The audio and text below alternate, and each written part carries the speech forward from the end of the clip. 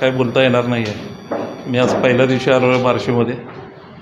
संघटना स्थापन झाल्यापासून पहिला वेळ. नमस्कार, जय महाराष्ट्र. आज आपल्या उस्मानाबाद लोकसभेच्या संदर्भात, महायुतीच्या संदर्भात एक आपली पत्रकार परिषदेचा विषय घेतलेला आहे. आपल्या सोलापूर जिल्ह्यातील शिवसेनेचे जिल्हाप्रमुख आदरणीय लक्ष्मण डोंगे पाटील आज आपल्या इकडे बार्शीमध्ये महायुतीच्या संदर्भात बोलण्याकरिता आपल्याकडे आलेले आहेत.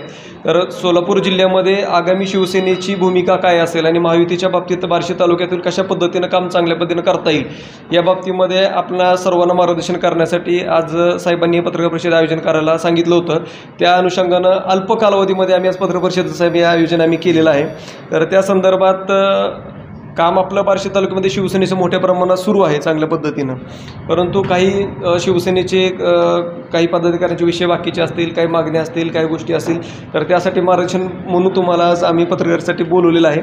तर कृपया आपण या विषयावरती बोलून. महाराष्ट्राचे कुलस्वामिनी आहेत तुळजाभवानी, हिंदवी स्वराज्य संस्थापक छत्रपती शिवाजी महाराज, शिवसेना प्रमुख, हिंदू हृदय सम्राट माननीय बाळासाहेबजी ठाकरे यांच्या विचाराशी नतमस्तक होऊन आज सोलापूर जिल्ह्यातील बार्शी तालुक्याच्या शिवसेनेच्या बैठकीच्या निमित्तानं मी आज दौऱ्याला आलो होतो.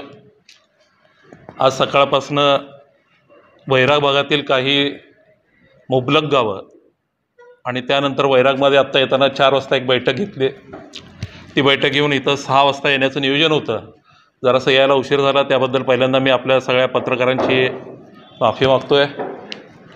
साधारणतः आपण सगळ्यांना माहिती आहे, संपूर्ण देशामध्ये लोकसभेच्या ज्या निवडणुकी लागल्यात त्यामध्ये 3ऱ्या टप्प्यामध्ये धाराशिव लोकसभा मतदारसंघ असून या लोकसभा मतदारसंघात असणाऱ्या बार्शी तालुक्याचा समावेश आपला धाराशिव लोकसभामध्ये आहे आणि बाकीचे आपले सोलापूर जिल्ह्यातले 2 माढा लोकसभा विधानसभा माढा लोकसभा मतदारसंघ आणि सोलापूर लोकसभा मतदारसंघ असे 2 लोकसभा अधिक बार्शी तालुक्यातला एक जो धाराशिवला ॲड होतो.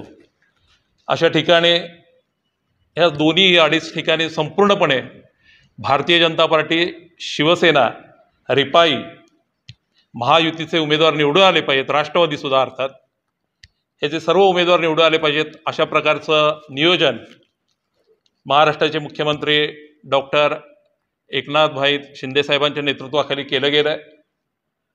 त्याचबरोबर महाराष्ट्राचे उपमुख्यमंत्री माननीय देवेंद्रजी फडणवीस साहेब आणि आपले अजित पवार साहेब ह्यांच्या नेतृत्वाखालीसुद्धा आपण ह्या निवडणुका ताकदीनं लढवण्याचा प्रयत्न करतो आहे.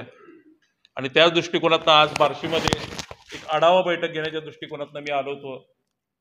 आपल्या सगळ्यांना माहिती आहे, या 15 दिवसामध्ये बार्शी तालुक्याचं राजकारण वेगवेगळ्या पद्धतीनं खेळलं जातं आहे, वेगवेगळ्या पद्धतीनं सामोरं येत आहे आणि त्याचाच एक भाग आपण कालची बैठक बघितली असेल.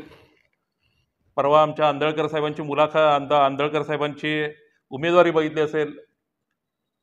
राजाभाऊंची आपण महायुतीमध्ये असलेला भरभक्कम सहकार्य बघतोय आणि त्याच दृष्टिकोनातनं बार्शी तालुक्यातील शिवसेना ही कुठंच कमी नाही आहे आणि त्याच ताकदीनं माननीय आपल्या उमेदवार सौभाग्यवती अर्चनाताई पाटील यांच्या पाठीमागं आम्ही भक्कमपणे उभा राहू, ह्या दृष्टिकोनातनंच आमचं इथं काम असणार आहे.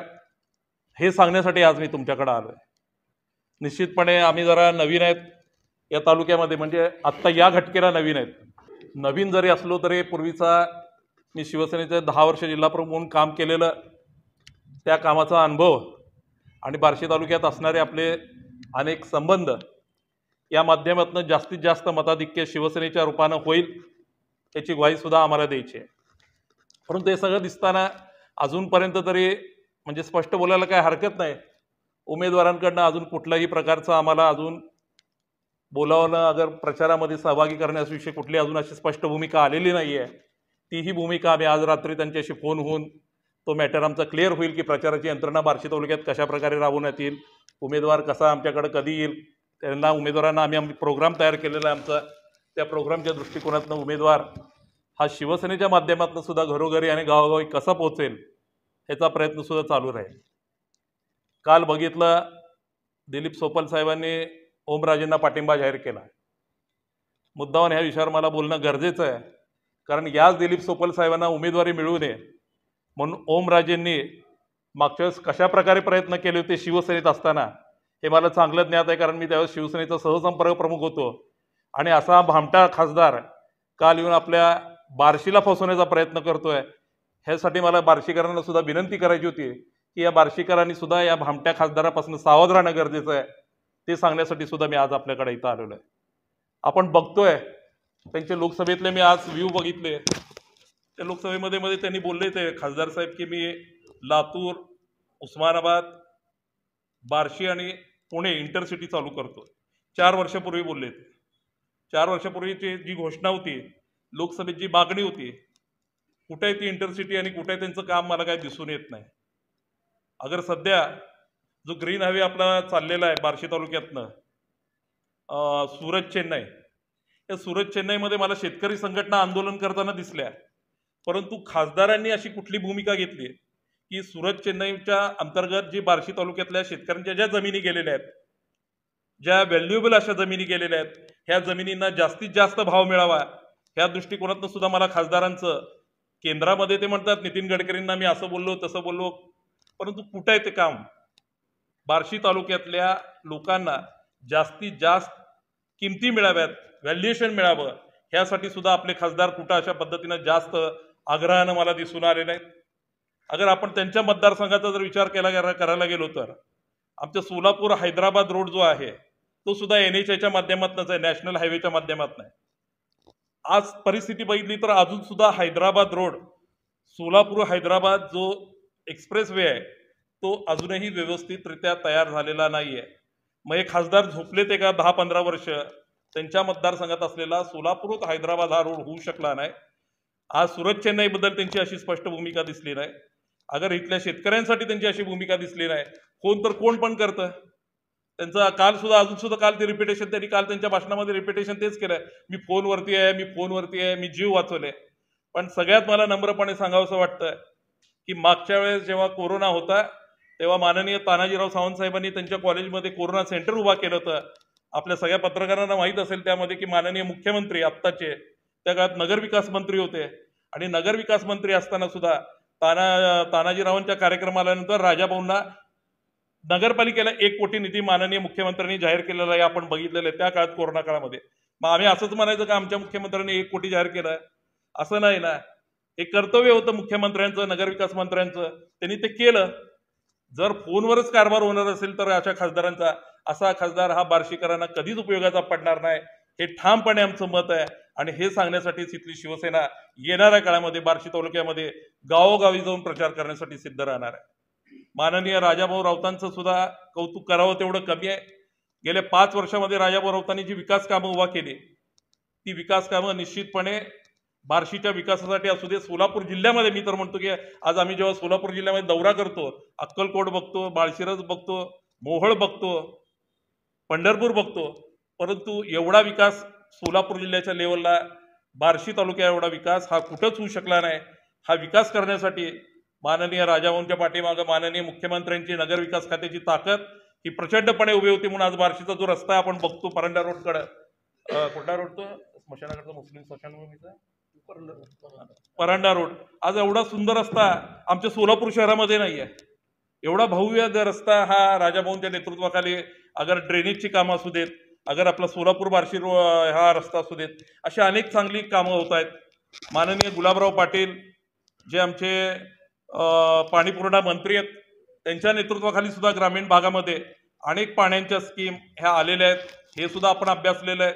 आणि असा एक दृष्टिकोन असणारा चांगला विकसनशील आमदार राजाभाऊ राऊत असल्यामुळे त्यांच्या नेतृत्वाखाली बार्शीची शिवसेना ही या लोकसभेमध्ये काम करण्यासाठी अर्ध्या रात्री तयार आहे. हेही आम्हाला नम्रपणे आज त्यांना तुम्हाला सगळ्यांना समजून सांगायचं होतं, आमच्या पत्रकारांना आणि आमच्या कार्यकर्त्यांना सुद्धा समजून सांगायचं होतं की आपल्याला येणाऱ्या काळामध्ये ह्या लोकसभेचं नेतृत्व आणि कॅप्टन म्हणून आपण राजाभाऊ राऊतांकडे बघतोय. त्या दृष्टिकोनातून राजाभाऊंच्या नेतृत्वाखाली आपण ही निवडणूक लढवण्यासाठी सर्वजण आम्ही तयार असणार आहे, ही आमची स्पष्ट भूमिका असणार आहे. यानंतर शिवसेना म्हणून अनेक नेत्यांचे दौरे इथं आयोजित केले जातील.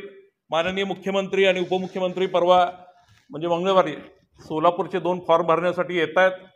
त्यामध्ये त्यांना विनंती केली जाईल की बार्शी तालुक्यामध्ये सुद्धा माननीय मुख्यमंत्र्यांची सभा व्हावी. या दृष्टिकोनातनं माननीय मुख्यमंत्र्यांना आम्ही विनंती करतोय आणि त्यांनी ती सभा स्वीकारावी, अशा प्रकारचं नियोजन आमचं असणार आहे.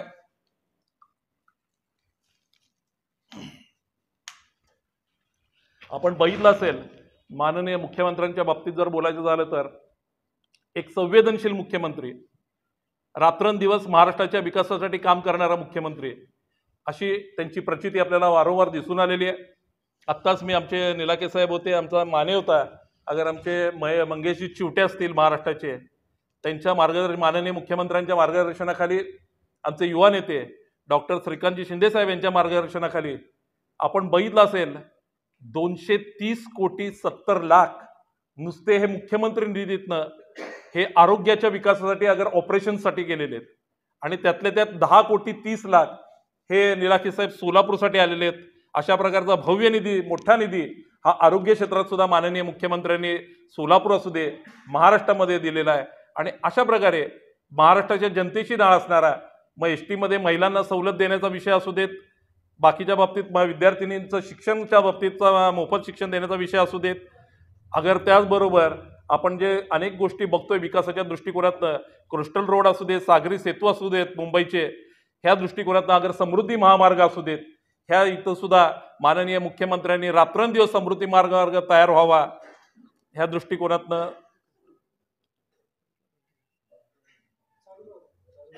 दृष्टिकोनातनं माननीय मुख्यमंत्र्यांनी ताकदीनं काम केलं होतं. आणि समृद्धी महामार्गाचं काम सुद्धा हे कमी कालावधीत रेकॉर्ड ब्रेक असं काम माननीय मुख्यमंत्र्यांनी केलेलं हे आपण असं बघितलेलं होतं.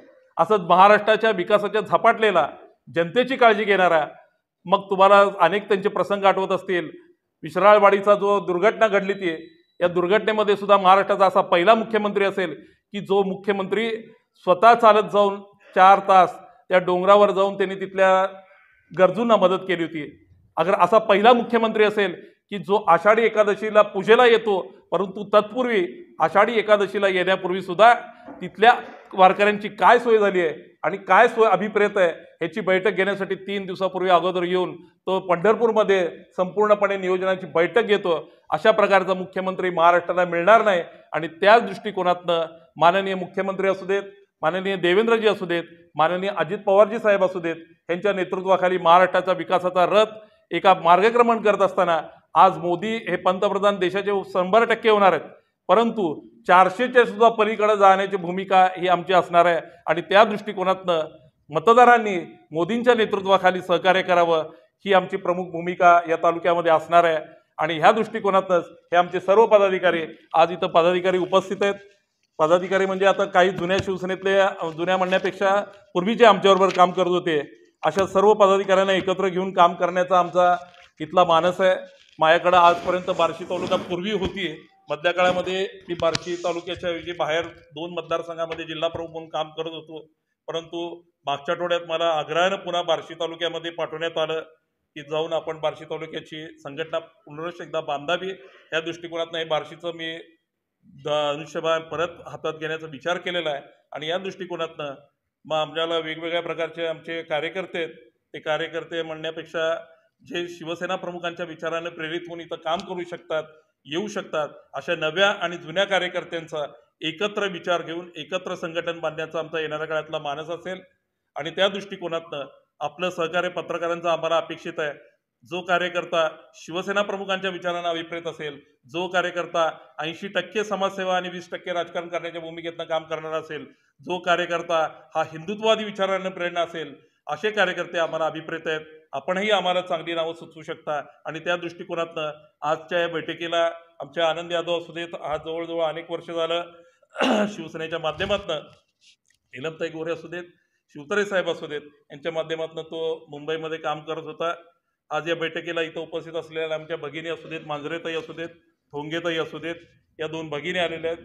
त्याचबरोबर आमचे अनेक वर्षापासून मला काम करायची तयारी दाखवतात, परंतु आमचा मेळ बसत नव्हता असे ॲडव्होकेट आमचे कुलकर्णी साहेब, ते सुद्धा आमच्या पक्षामध्ये काम करायच्या त्यांची मानसिकता आहे.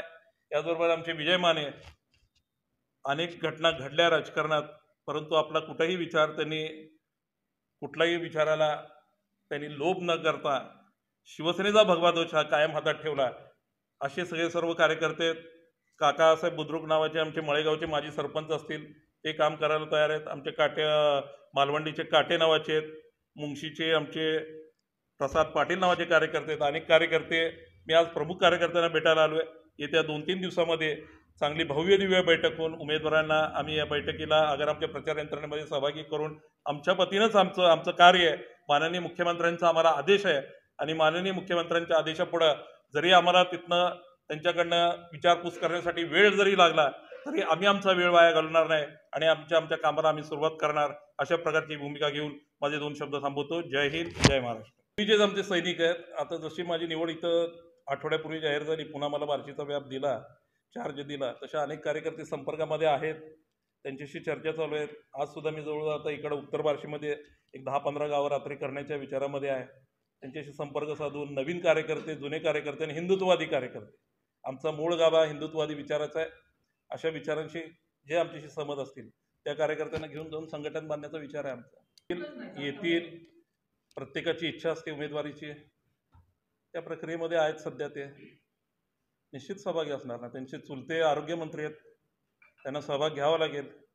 नाही, शेवटी निर्णय कसा आहे, आता हे उमेदवार महायुतीचे होते. महायुतीच्या नेत्यांनी एकत्र बसून हे विचार केलेले आहेत. भाऊसाहेब आमच्याकडनं जर विचारणा केली असती बार्शी तालुक्यातनं तर आम्ही भाऊसाहेबांची शिफारस करत होतो.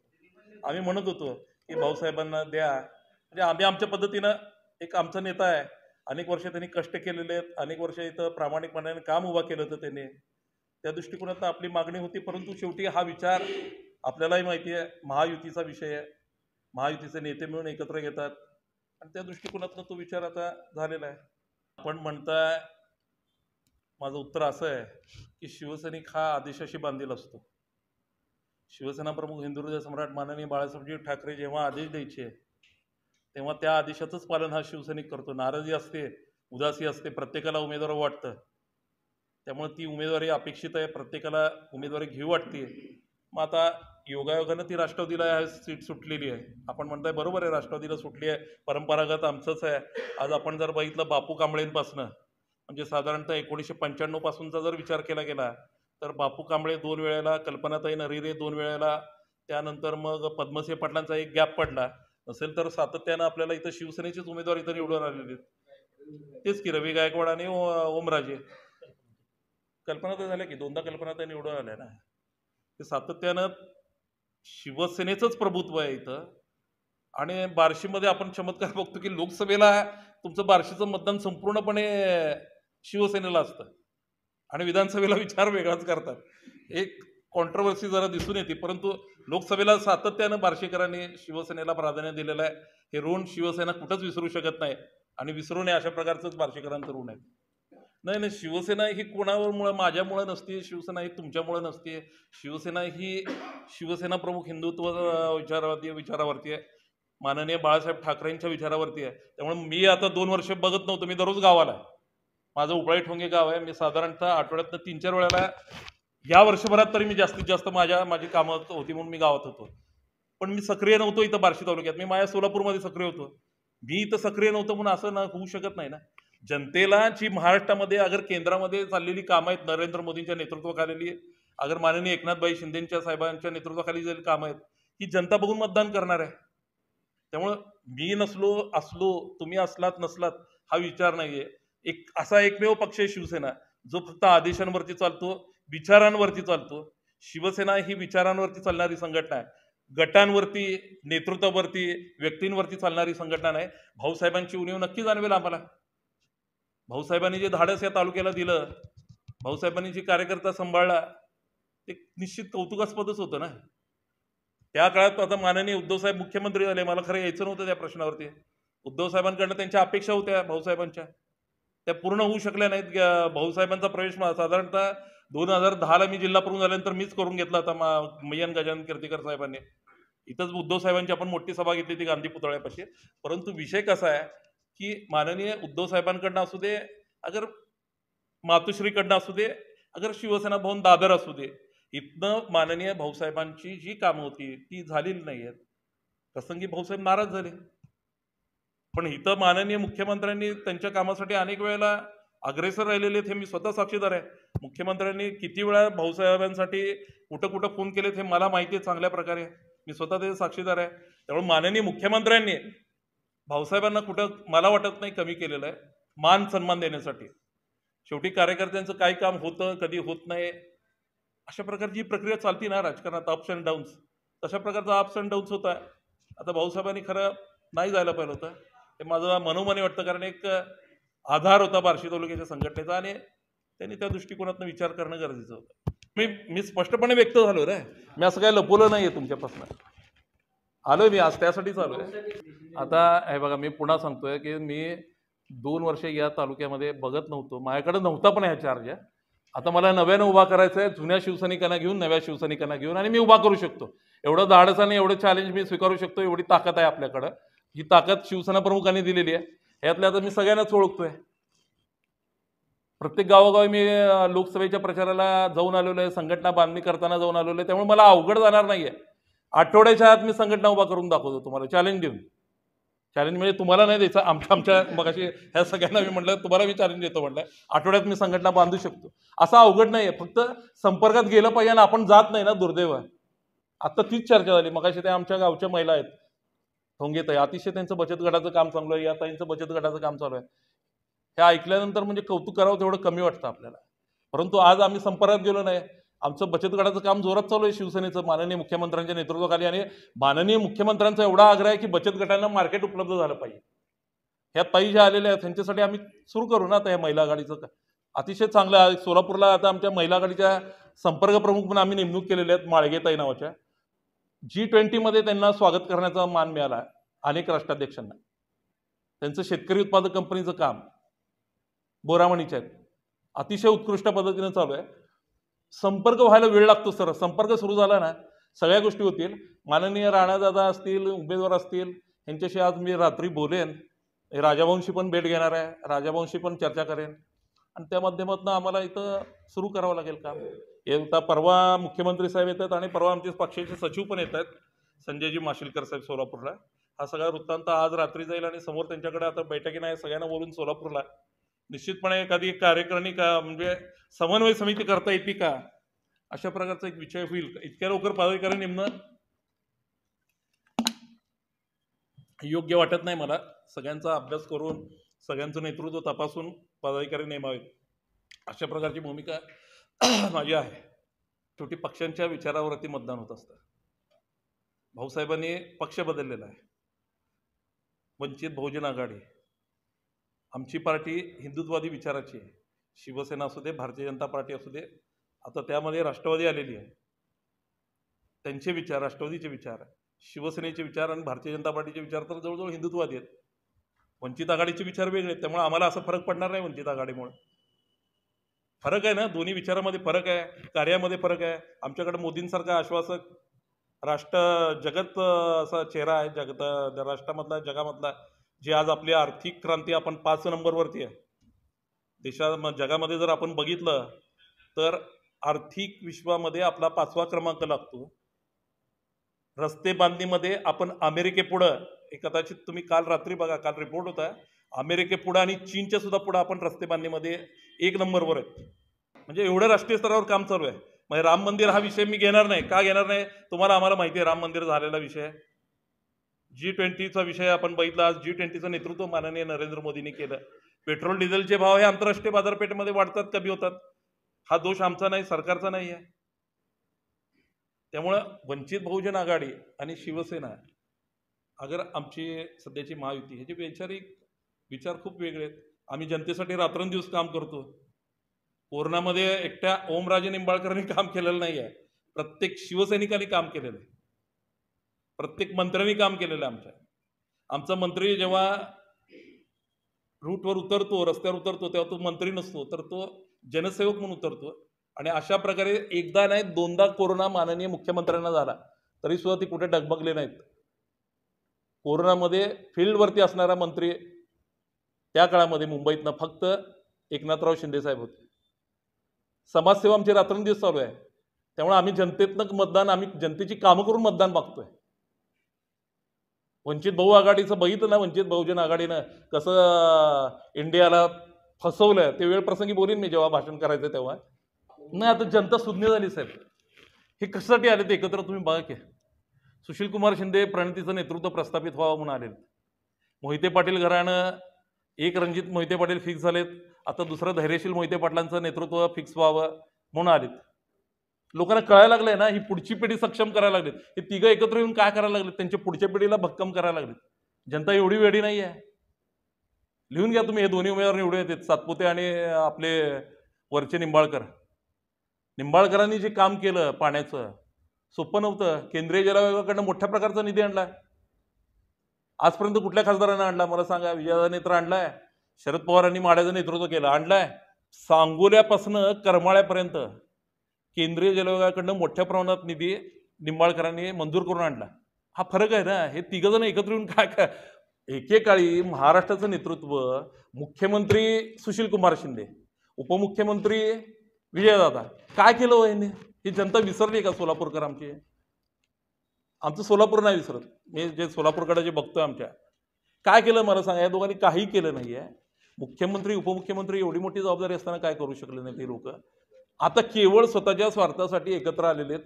जे विजयसिंह मोहिते पाटील कधी सुशीलकुमार शिंदेकडे अपेक्षेने बघत नव्हते, जे सुशीलकुमार कधी विजयदादांकडे अपेक्षेने बघत नव्हते, आज एकत्र आलेत ही लोक स्वतःच्या स्वार्थासाठीच ना. आमचे उमेदवार, आमच्या पक्षाचे विचार हे राष्ट्रप्रेरणेनं, राष्ट्र विकासाच्या प्रेरणेने आहेत. राष्ट्रासाठी समर्पित असलेले विचार आहेत आमचे, आणि त्या विचाराच्या खाली आम्ही काम करतोय. त्यामुळे हा फरक आहे. मला वाटत नाही असा एवढा मोठा फरक पडेल. काही अशी एक चर्चा चालू असते, तशी चर्चा आहे, मी अमान्य करत नाही. तुम्ही म्हणता ते बरोबर आहे, चर्चा चालू आहे ना. ती जनता शेवटी सुज्ञ मतदार राजा हुशार आहे.